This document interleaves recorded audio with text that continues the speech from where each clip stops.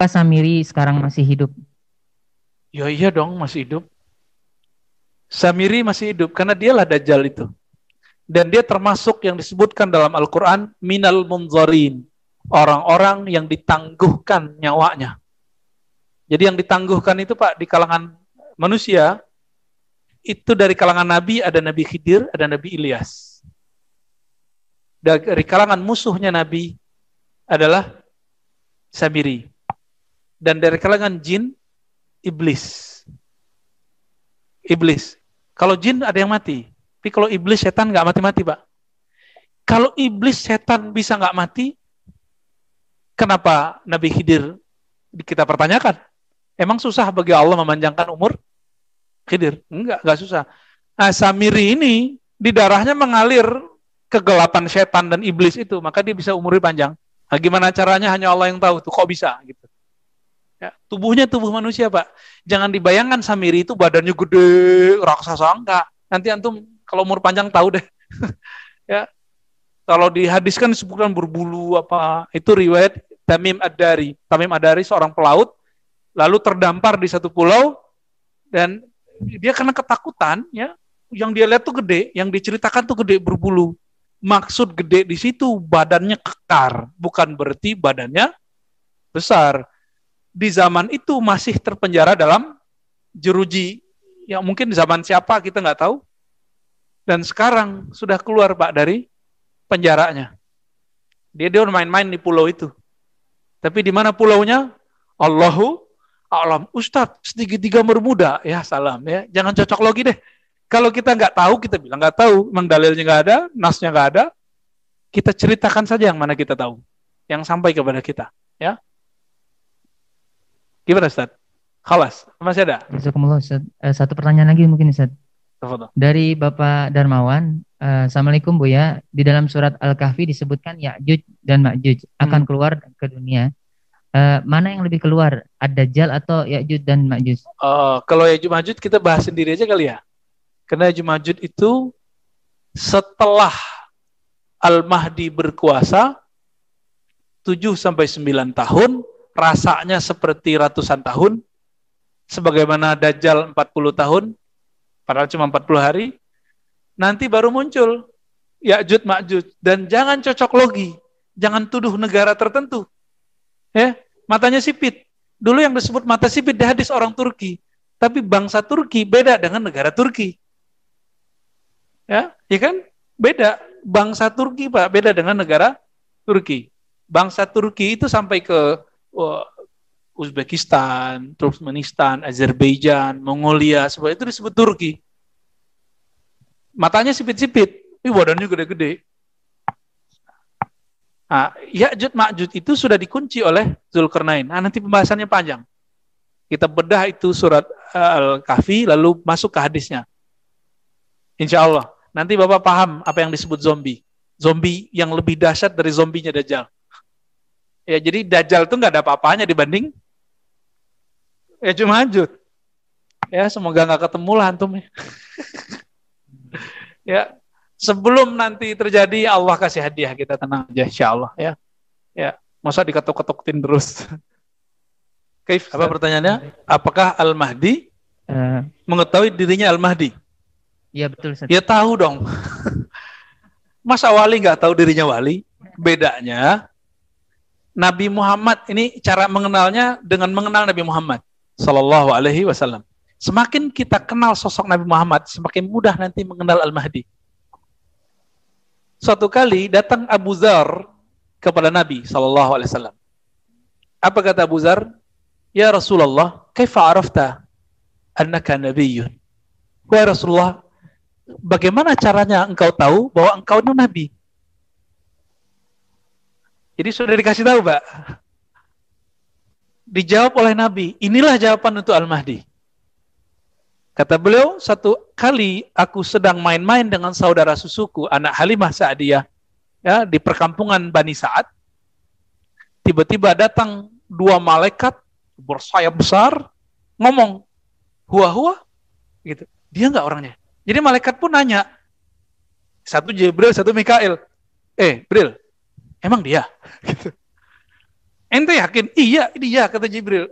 Diambil Pak, dipegang oleh Mikael, dibedah oleh Jibril, dibersihkan. Tapi karena Jibril bukan makhluk fisik, maka pembersihannya bukan pembersihan fisik. Itu sebabnya ketika dibedah nggak berdarah. Gitu. Ya, cuma kelihatan oleh vision matanya seperti dibedah dan ada bekasnya. Siapa yang melihat? Anas bin Malik. Anas berarti melihat dengan mata kasyaf. Karena sahabat yang lain lihat nggak ada bekasnya. Tapi kok Anas lihat ada bekasnya? Berarti Anas dikasih penglihatan rohani. Kira-kira begitu, ya? Dahsyat nggak tuh? Jadi kalau antum nanya, Mahdi tahu nggak dia Mahdi? Sama, kisahnya juga begitu. Al-Mahdi waktu kecil pasti dibersihin oleh Allah. Karena Al-Mahdi itu pewaris Nabi plok sama. Maka kejadiannya mirip. Bedanya, beliau adalah Muhammad Rasulullah. Kalau ini, Muhammad Khalifatullah. Sama-sama Muhammad, Pak. Sama-sama Ahmad. Satu Ahmad Rasulullah, satu Ahmad Khalifatullah. Beda pangkat. Karena beda pangkat ya nggak bisa sama. Karena sekarang gentingnya luar biasa. Seperti Abu Thalib dulu poles Nabi Muhammad biar nggak ketahuan itu Muhammad, disuruhlah ngapain? Disuruh gembala. Jadi orang Yahudi nggak percaya. Masa Nabi akhir zaman gembala domba? Nggak percaya mereka ya. Mirip-mirip lah kira-kira begitu. Ya, nanti kalau ketemu sama Al-Mahdi itu, orang-orang yang ingin membunuh Al-Mahdi, tentara-tentara Dajjal itu, ya kalau dulu kan ahli kitab, kan sekarang sama aja, namanya beda-beda dikit, ya, inisial M, ya, anda tahu maksudnya. Itu kalau ketemu dia bunuh itu. Lalu gimana? Maka Allah poles lah. Karena ditutup, dipoles. Dalam kitab Awariful Ma'arif, saya baru paham. Disebut namanya, nama lakunya disebut lelaku malamatiyah. Jadi dalam tradisi ahli kolbu, ada namanya tarekat sufi, ada namanya malamatiyah. Itu beda, Pak. Tarekat sufi kayak Naqsyabandiyah. Coba Naqsyabandiyah, Haqqani, sorbannya lihat. Ya, Syekh Haqqani, Hisham Kabani, yang sering dulu diterjemahkan kalam-kalamnya oleh Kiai Wafiuddin, ya, di TPI dulu ya. Itu sorbannya dahsyat-dahsyat. Kelihatan, karena tarekat sufi. Tapi kalau malamatiyah, nggak pakai serban, Pak. Mungkin kayak preman. Tapi di dalamnya, hanya ada nur Allah. Orang kalau ketemu beliau, dan bisa punya kolbu, pasti bisa ngelihat isi kolbunya. Bahwa orang ini bukan orang biasa. Kira-kira begitu. Makanya kalau ditanya, tahu nggak Al-Mahdi dia Mahdi? Ya tahu, seperti Rasulullah tahu bahwa beliau adalah seorang Nabi. Semenjak umur berapa? Umur berapa Nabi dibedah? 5 atau 6 tahun atau 7 tahun. Ini riwayatnya kan nggak ada yang sahih. Yang penting beliau dibedah. Umurnya nggak jelas. Ya kira-kira Al-Mahdi juga begitu, dibersihkan kolbu dalam umur segitu, waktu kecilnya. Sama kira-kira Pak. Baik. Lanjut. Baik, jazakumullah ya. Pak Ustadz, mungkin ada banyak pertanyaan, tapi mungkin karena waktunya. Okay. Mungkin satu hal, Ustadz, bagaimana kita menanggapi ustadz-ustadz yang menyampaikan kajian akhir zaman, karena banyak sekali kita dapati, baik itu di media sosial, di YouTube, dan sebagainya. Nah, itu juga menakutkan kita, Ustadz. Bagaimana tanggapan Ustadz terhadap dai ini, Ustadz ya? Karena dai ini dai nasional, Ustadz. Iya. Emang nasional itu standarnya ada sertifikatnya nggak? Ya, dai nasional ada sertifikatnya Pak? Nggak ada, itu klaim aja, klaim di YouTube. Ya. Kita berterima kasih kepada teman-teman kita yang sudah berdakwah tentang akhir zaman. Terima kasih, antum sudah mengingatkan umat tentang huru-hara akhir zaman. Syukran lakum. Tapi kita punya catatan. Allah mengatakan dalam surah Al-Isra, wala taqfu ma laysa laka bihi ilm. Ini wajib untuk seorang pendakwah. Jangan kamu berpendirian, jangan kamu sampaikan sesuatu hal yang belum betul-betul kamu ilmui. Apa arti ilmu bahasa Arab? Al-ilmu ma'rifatu syai' ala ma kan. Mengenal sesuatu sesuai dengan yang sebenarnya. Berarti pasti nggak? Ini yang saya sebut kepastian ilmu. Kalau belum pasti dalilnya sahih, belum pasti argumentasinya, maka jangan bilang Dajjal keluar, Mahdi keluar. Tunggu dulu, ya. Jadi kita mengatakan syukran lakum, terima kasih. Tapi kita kasih nasihat untuk diri kita sendiri dan untuk mereka juga, jangan ikut hoax. Kalau hadisnya dhaif, jangan dipakai untuk nakut-nakutin umat. Apalagi cuma analisa syahwat politik kah, ya? Apalagi analisa sotoy, sok tahu. Cuma karena baca buku-buku tertentu buat analisa sendiri. Tunggu dulu, Pak. Tidak semua yang kita pahami itu benar-benar ilmu. Siapa tahu dia masuk zon, ya. Iyattabi'una illa dhanna. Mereka hanya mengikuti zon, prasangka belaka, dan itu haram. Orang yang ikut zon, walaupun nanti benar, dia salah. Karena nanti nggak permanen. Tapi kalau orang berilmu, keliru, Allah jemput dia nanti untuk dibenarkan. Mending kita salah dan merasa salah daripada merasa benar. Bahaya nggak merasa benar? Yang merasa benar kan iblis. Dajjal. Jadi antum kalau udah merasa benar, nanti kayak kita ini disebut syubhat. Ya, Ustaz syubhat tuh gitu. Nah, itu yang ngomong begitu udah merasa benar dia. Wah, kita nggak ada masalah. Kita disebut sesat, zindik, fasik, terserah ente. Ya. Bagi kita, kalau ada orang hujat kita, dia lagi transfer pahala sama kita, ya. Antum kalau ahli kolbu bisa ngerasain, Pak. Bisa ngerasain dia tuh lagi ngirim pahalanya sama kita. Jadi kita nggak usah zikir-zikir banyak-banyak, udah pindah semua sama kita udah. Ya, tapi syaratnya jangan balas dengan menghujat. Senyumin aja. Nah, seperti Nabi senyumin orang-orang kafir Quraisy. Kecuali setelah marhalah Madinah kita perang, Pak. Jadi sekarang jangan perang dulu. Ya, sabar-sabar ya. Nanti takut perang nggak? Berani nggak kalau perang ntar? Tapi nanti jangan tetapkan jihad sebelum saatnya. Ya, orang baru hijrah udah ngomong poligami, baru belajar agama udah ngomong jihad. Akhirnya main penggal-penggal aja kan? Nah ini bahaya. Nah, ini yang saya takutkan, penyusup zombie ke tubuh ahli sunnah. Nah, semoga negeri kita dijaga Allah, sahabat-sahabat kita yang berakidah ahli sunnah, Allah jaga akidahnya, kita juga Allah jaga istiqamah. Allahumma ya muqallibal qulub, tsabbit qulubana ala dinika wa ta'atik. Ya Allah yang membolak-balik hati. Engkau tahu kapan hati ini baik, kapan hati ini jahat. Tolong tetapkan ya Allah hati ini dalam ketaatan. Jika kami maksiat, tolong jadikan kami hamba yang bertobat. Jika kami taat, tolong jadikan kami hamba yang tawadu. Jika kami dapat kebaikan, tolong jadikan kami hamba yang bersyukur. Jika kami dapat musibah ya Allah, tolong jadikan kami orang yang sabar. Allahumma rabbana atina fid dunya hasanah wa fil akhirati hasanah wa qina adzabannar. Wa sallallahu ala nabiyina Muhammad walhamdulillah rabbil alamin. Assalamualaikum warahmatullahi wabarakatuh. Karena kula niku fanatik ambek ilmu, kula fanatik. Sing nganti kula ketemu pangeran fanatik. Mergo ilmu itu menjangkau semuanya. Dan ilmu itu juga sing bihi yu'badullah, dengan ilmu Allah disembah, dengan ilmu Allah ditaati. Tanpa ilmu itu enggak bisa semua sudah. Coba kowe misalnya ndonga, ya Allah kula kepengin dadi wong sugih, sing barokah, sing manfaat. Pertanyaannya, ukuran barokah itu apa? Nak sugih gelem zakat, lho ki roh bab zakat. Wong bab zakat ae. Ora roh kula kepengin di bojo ayu sing nurut. Lu nurut kowe dalam keadaan goblok. Berarti nurut ning kesesatan. Pucuk kok ora mikir. Keliru meneh. Ayo, ben roh raimu nek bener. Sepakat maksiat pancen. Tapi nak kowe nganggo ilmu, aku iku pantes untuk bojo salihah ta ora? Ngaca. Aturane Allah nak at-thayyibatu lit-thayyibin utawa nak salihah lis salihin. Akhirnya kan mengkaca diri sendiri.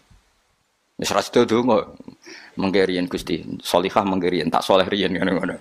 Thayyibat mengke riyen tak thayyib riyen. Akhire belajar. Maksudnya mendonga ad-du'a mukhul ibadah. Donga iku sumsume. Ya itu hadis itu aja ikut tok tolabul ilmi fardhotun. Fardune ra dilakoni kok amen. Bocah ora karo-karuan. Jadi, tapi kan mesti rahasia kan? Lho soal kowe ngaji ini semangat yang golek ilmu nakalan, mau mikir karek ngrungokno. Engko nek ora paham rekamane diunekno nek. Iki pecundang golek ilmu ngene iku golek ilmu pecundang. Golek ilmu tenan ya aku. Nak ra paham nganti nangis. Lho kula maca kitab ra paham nganti nangis. Nak utekku ra cukup, perangkatku ra cukup kula nganti salat hajat ya pengiran. Supaya paham. Kowe kan gak golek ilmu sing ringan. Carane yo ngrungokno. Maknani dhewe ra iso, maca dhewe golek sing ahli. Wes teko ning majelis. Gak iso ya dibaleni meneh. Nak gak paham wis wa alam. Apa ya gue lucu-lucunan zaman akhir cukup lah gue cukup. Tapi jenenge gak golek ilmu kang ngono iku. Apa ya mau pecinta atau apa ya. Pokoknya ya darane pecundang kok elek temen wis. Pokoke ngono. Ya tadi eling-eling ya. Jadi Kanjeng Nabi nate rawuh teng masjid, posisi beliau masih berdiri, ada sekelompok sahabat yang berdoa, ada sekelompok yang diskusi halal. Itu ada di Muqaddimah Ihya ada, di Muqaddimah kitab Majmu' ada, di beberapa kitab hadis ada. Terus Nabi berdiri sempat ngendikan mereka itu berdoa kalau Allah berkehendak yang mengabulkan, kalau Allah tidak ya tidak mengabulkan. Tapi kalau ini diskusi ilmu dan itu pasti benar karena yang untung Islam juga. Ketika seseorang ngomong zina itu haram, zina itu merusak turunan, zina itu merusak tatanan sosial. Narkoba juga merusak tatanan sosial. Ada sekian generasi yang diantikan sama zina dan narkoba. Sementara dongo ngomong kepentingannya dewe terus. Ya ora kelase wong dongo mbek wong mulang iku cara derajat ya ora kelase. Ngandel aku tuh bocah kandhanane kok angel. Wong mulang tuh orang yang berhasil mentakbihkan apa yang ditakbihkan Allah, menjelek-jelekkan sesuatu yang dijelek-jelekkan. Misalnya Allah nyifati zina bi innahu kana fahisha. Itu buruk sekali. Wasa asabilan dan merusak dalan kemana? Merusak tatanan. Jo. Terus ya wong alim mau mulang, zina bahaya. Jo. Wong lali anak keluarga katut babon, wong nasabe gak jelas gara-gara katut babon. Narkoba yang ngono bahaya, wong dadi mabuk, kecelakaan, pembunuhan rata-rata sebabnya narkoba. Ini dia kampanye sesuatu yang dikampanyekan Allah. Sementara kayak mojok gayamu khusyuk, Gusti kula melarat buasan Gusti. Jare malaikat wis roh. Mane paringi sugih Gusti. Coba itu egois ndak? Coba jawab saja. Itu egois ndak? Egois. Nah kalau ini dekne dongane ngene, Gusti saya ingin ini Islam itu kuat. Ndonga ngono ora nganti suwe, syaratnya kuat ngaji dulu. Paham apa syaratnya kuat? Ngaji akhirnya gabung sing ngaji. Paham ya mulane kula suwun ndonga iku ya sak kadare. Sak kadare iku maknane porsinya di bawah tolabul ilmu. Aja kok terus ra ndonga kowe sombong. Sekere ra ngalim ra tau wiridan, tambah sombong meneh. Apa meneh tambah wis ra tau wiridan ngaramno wiridan, malah lucu meneh. Wis ra tau wiridan ngaramno. Cuma ana untunge. Kenapa ndak wiridan? Kan menurut saya haram. Jadi rontok enteng ya wis. Tapi ya lucu wae. Wong eling pangeran ora oleh madzhab apa. Wong eling pangeran kok gak oleh, kok aneh meneh malah. Madzhab ora sekedar salah tapi aneh, wong eling pangeran kok gak. Nah aku kan gak nertibno wong eling pangeran. Carane eling kudu tertibno. Gak cara gampang ngene, kowe eling Pak Jokowi utawa eling Pak SBY utawa eling Pak Harto. Terus mau eling ngene tok iku lucu gak? Misale aku eling mbek Pak Jokowi apa? Wong Solo. Iku Pak Jokowi ra bangga. Tapi nak mbok eling karena gawe tol, karena gawe bendungan sing dilingilah kan bangga, mergo sing dilingi prestasinya. Misalnya Mustafa tak ilingi, kowe eling Mustafa eling, wonge nak ngaji kok ngarep wis tuwa nak ngaji turunan, mangkel gak kowe? Mangkel. Kowe eling rohene eling, wonge gedut nak ngaji bapak murah pokoke guyu banter. Kan mangkel. Tapi nak dieling-eling dari sing apik, kowe eling rohen. Wah iku minasabiqinal awalin. Kan keren apa? Mustafa minasabiqinal awalin.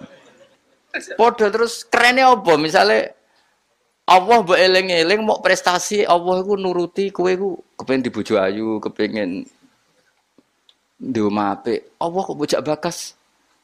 Cara bocah Jawa ini cara bahasa gaule bojak bakas barang-barang sing cemen apa? Makanya Allah itu kalau nyeritakan zatnya itu yang keren-keren. Aku sing gawe langit bumi, gawe srengenge. Misal Allah sing gawe bojone Ruhin. Itu kan yo keren tapi kan terus gak gaul lah maksudnya. Paham tak maksudnya?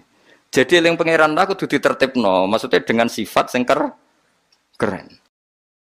Lah ya bayangane ngono, wong eling manusa wae, wong seneng nganggo sifat Keren. Iku mulai disebut walillahil asmaul husna. Nah, eling pangeran nganggo sifat-sifat sing agung. Walahul matsalul a'la fis samawat. Allah itu punya sifat-sifat sing al-a'la sing sangat luhur. Terus Allah mbok sifati mo. Kenapa ke sugih? Wah, aku tahu. Iya, aku ndonga terus ben sugih. Mulane dituruti pangeran di dunia akeh. Dunia ku barang sepele. Tapi nek kowe ngomong ngene, Indonesia itu negaranya tertib. Barokahnya masyarakatnya menjauhi perzinaan, menjauhi narkoba, dan itu karena didikan agama. Kan keren, Allah sebut dalam konteks besar. Nah, orang alim tuh orang sing mentakbih apa yang ditakbihkan Allah. Iku Allah ketika sifati zina piye? Innahu kana fahisha, sangat buruk. Wasa'an apa? Sabila. Pembunuhan juga gitu. Siapa yang membunuh orang mukmin yang tanpa hak maka diancam neraka gini-gini.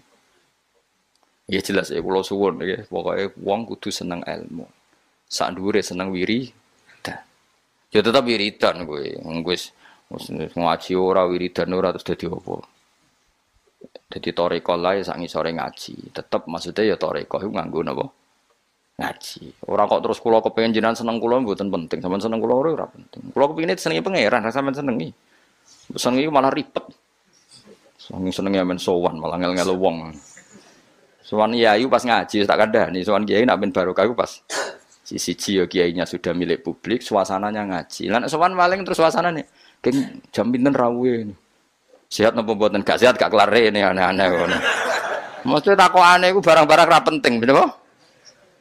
Nak kurang pegawai malah takok, "Tem mriko musim pundi? Musim nopo nih? Musim tembakau." Malah kadang takok, "Niki nembe musim nopo? Musim hujan." Ngene kiai ini apa dudusan apa cerita. Mesti ra penting, pokoke tema-tema ora penting. Aneh-aneh. Lha kiai ujak bakas ngono iku. Serepet. Wong enak seneng kiai ya napa?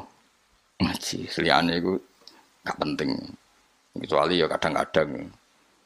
Kadang-kadang ya 10 tahun pisan niku kadang-kadang. Oh, suwi temen Gus Ben suwi lah.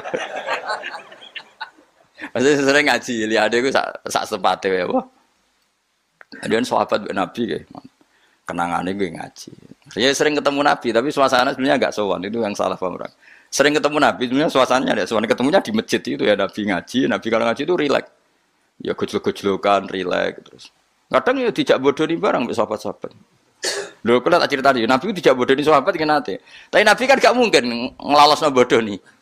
Tapi Nabi nek ana sahabat sing bodoni ya biyen ora Nabi kan ya rada salah pantes wong ora Nabi. Jadi Nabi nanti cerita Dajjal.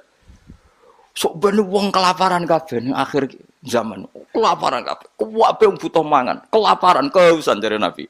Wis bahayane akhir zaman. Ya ana sahabat sing astagfirullah gawat itu. Pas iku Dajjal teko. Iki jare Kanjeng Nabi itu dawuhe Nabi. Dajjal teko bawa roti sama minuman. Wis betapa menariknya dalam keadaan seperti itu. Nah, kue gelem minumane Dajjal, gelem rotine Dajjal, neraka. Karena apa yang dikatakan Dajjal neraka adalah swarga, dan dikatakan swarga adalah dadi Dajjal iku nggawa neraka mek swarga. Sebab piye carane karo sak takok. Kok ngono takok. Lah kowe Dajjal tapi kok takok. Kecuali ke putune takok. Lha carane nggawa piye? Lho kuwi putune tapi kok tertarik bakas apa? Dajjal. Ketoke kok kangen men takok. Wes akhire sahabat do nangis kan. Nabi ku ya rileks, tenang ae. Nak Dajjal teko, iki dawuh Nabi kula apal hadise. Nak Dajjal teko kok aku ijek urip, aku ijek sugeng. Fa ana hajiju. Aku sing lawan Dajjal. Kowe tenang ae. Iku jenenge pemimpin sedaya. Tenang ae. Nak Dajjal teko, aku ijek sugeng, aku sing lawan. Kowe kan gak level wis. Nah aku wis gak ono fawau khalifati angkum. Allah engko sing ngurusi Dajjal. Ono sahabat kok nguri, ya rada bedu sahabat. Ya Rasulullah. Mbok ngeten mawon. Maksudnya mbok ngeten mawon dineku. Kalau tak mangan rotine Dajjal. Gue tak ombe, tapi aku tetep iman. Bariku tak bodoni. Wong Dajjal mawon. Maksudnya wong Dajjal mawon. Modoni Dajjal kan mboten dosa. Tapi akhirnya guyu. Nabi udah dicerita kiamat wis dahsyat ngono. Gara-gara selingan mau. Jadi sudi Nabi. Mesti iku nak dalam keadaan zamane si sahabat ini wis mikir ad-darurat tubihul Madzurat dadi mantek apa kaidah usul fikih mantek. Ngeten. Niku kelaparan banget tapi kelaparan banget ngeten mawon. Kula nak dirayu dajjal sing mangan kudu kan syaratnya mangan kan paketnya kudu kafir, ngafiri Allah, iman mbek. Kula tak muni yo tapi kula bodoh nih. Wong dajjal mawon. Guyu akhirnya Nabi. Itu cara Jawa sono-ono ae kuwi.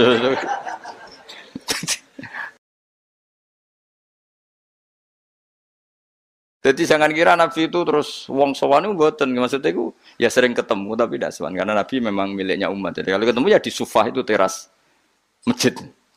Kadang Nabi hanya ngendikan Abu Bakar sama Umar, terus sahabat do cerita macam-macam zaman jahiliyah. Zaman jahiliyah itu nah cerita lucu-lucu kan. Kowe yang dhisik sing ngeflek nganti nuatku ngono. Oh ora aku kowe sing marah-marahi. Wah terus fayak khuduna fi amril jahiliyah fayat hakun. Mereka cerita zaman jahiliyah kemudian mereka tertawa. Terus Nabi wayat hakum mimayat hakun. Nabi akhirnya ikut tertawa. Ya rileks gitu. Jadi rokok terus sowan ning daleme Nabi ganggu suasana keluarga, istri, anak itu ndak. Ketemunya di Sufah itu di teras itu. Jadi akhirnya Nabi ketika di dalam benar-benar terjaga privat di dalam. Makanya la tadkhulu buyutan Nabi illa ayu zanalakum. Jangan sowan Nabi kecuali dapat izin karena kalau sudah di dalam itu milik keluarga. Tapi kalau keluar beliau milik publik. Maksud disebut walau annahum sabaru hatta takhruja ilaihim lakana khairal lahum. Mereka sabar menunggu Nabi keluar terus Nabi keluar di teras masjid ya sudah kalau sudah di teras masjid berarti milik publik. Terus mereka tanya-tanya diskusi terus Nabi yo guyon santai. Termasuk ketika cerita Dajjal mau dinyang.